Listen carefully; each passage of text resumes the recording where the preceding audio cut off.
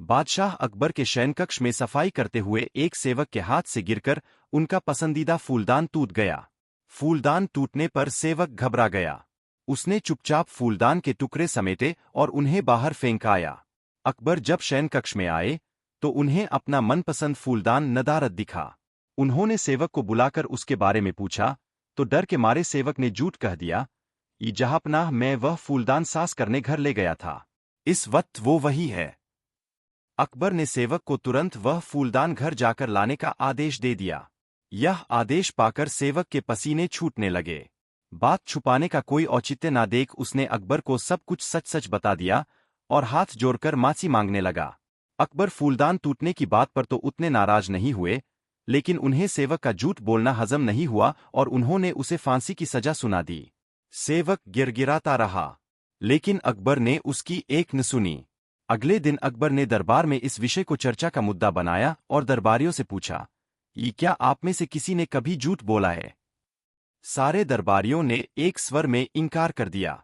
जब अकबर ने बीरबल से पूछा तो बीरबल बोला, ये जहांपनाह, हर इंसान कभी ना कभी झूठ बोलता है। मैंने भी बोला है। मुझे लगता है कि जिस झूठ से किसी को नुकसान न पहुंचे उसे बोलने में कोई बुराई नहीं है। बीरबल की बात सुनकर अकबर गुस्सा हो गए। उन्होंने उसे फांसी की सजा तो नहीं सुनाई, किंतु उसे अपने दरबार से निकाल दिया। बीरबल तुरंत दरबार छोड़कर चला गया। उसे अपनी चिंता नहीं थी, किंतु बिना बात के सेवक का फांसी पर चढ़ जाना उसे गंवारा नहीं था। वह उसे बचाने की युक्ति सोचने लगा। कुछ सोच विचार उपरांत उसने घर की जगह सुनार की दुकान की राह पकड़ ली। सुनार को उसने सोने से धान की बाली बनाने कहा। अगली सुबह सुनार ने बीरबल को सोने की बनी धान की बाली बनाकर दे दी, जिसे लेकर बीरबल अकबर के दरबार पहुंचा।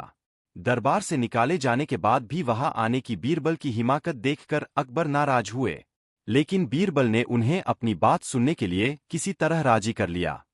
बीरबल ने अकबर से कहा, ये जहांपनाह, मैं एक खास तोहफा लाया हूं जो आपको दिखाना चाहता हूं। ये बीरबल ने सोने की धान की बाली अकबर को दिखाते हुए कहा, यह धान की बाली सोने से बनी है। इसे देखकर तो कोई भी यही सोचेगा कि यह बहुत कीमती और दुर्लभ वस्तु है। अकबर ने उसे ध्यान से देखा और बोले, हाँ, यह बहुत ही खूबसूरत और कीमती लग रही है, लेकिन इसमें विशेष बात क्या है? बीरबल ने उत्तर दिया, ये जहांपनाह, यह धान की बाली एक प्रतीक है। जिस प्रकार सोने की बनी यह धान की बाली दिखने में असली लगती है, परंतु असल में यह नकली है, उसी प्रकार कभी कभी हमारे द्वारा बोले गए छोटे छोटे झूठ भी हमें बड़े और सच्चे प्रतीत होते हैं। आपका सेवक भी ऐसा ही एक छोटा झूठ बोल बैठा था, जो दिखने में बड़ा और भयंकर हो गया। बीरबल ने आगे कहा, ये जहांपनाह, सेवक का झूठ सचमुच गलत था, परंतु उसने आपके डर से ऐसा किया।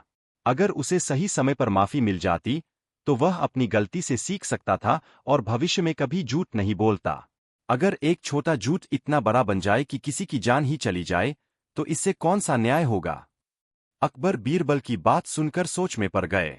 उन्होंने महसूस किया कि सेवक का झूठ डर के कारण था और उसकी माफी भी एक महत्वपूर्ण पहलू हो सकता है। अकबर ने तुरंत सेवक को बुलवाया और उसकी सजा माफ कर दी। उन्होंने सेवक को अपनी गलती स्वीकार करने और भविष्य में कभी झूठ न बोलने की सलाह दी। सेवक ने हाथ जोड़कर अकबर और बीरबल का धन्यवाद किया और वादा किया कि वह भविष्य में कभी झूठ नहीं बोलेगा।